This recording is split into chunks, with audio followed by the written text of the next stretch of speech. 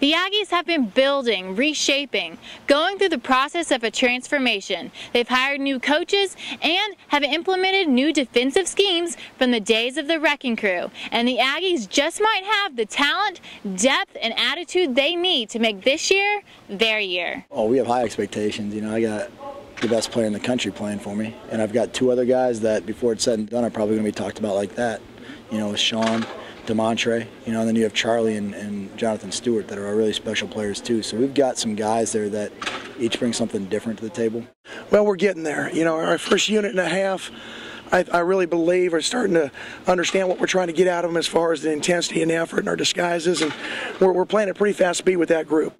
Kids are playing a lot faster than they were in the spring. We're a deeper team than we were in the spring, so it's making things a little bit easier. You know, when you get in the spring, we didn't have as much depth, and our guys that were our twos and our threes didn't know the defense very well, and they were, I don't know, they probably weren't as skilled as we are now.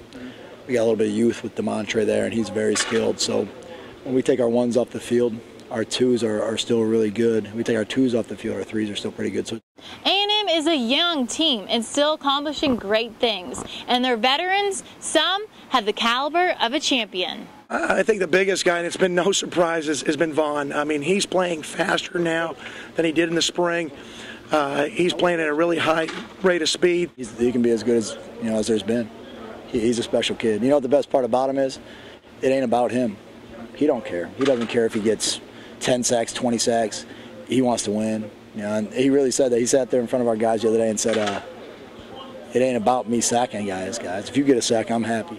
As a freshman, DeMontre Moore is catching the eye of the coaches. He gives me a guy that right now, size-wise, is comparable to Vaughn, you know, at that position. He's a 250-pound kid, which is big because Jonathan Stewart's lighter, Sean Porter's lighter, Charlie Thomas is lighter.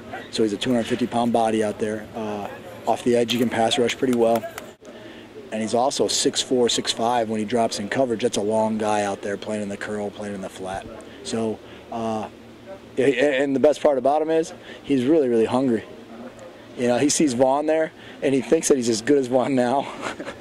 So he goes, you know, he's, hey, Coach, why aren't I playing instead of Vaughn?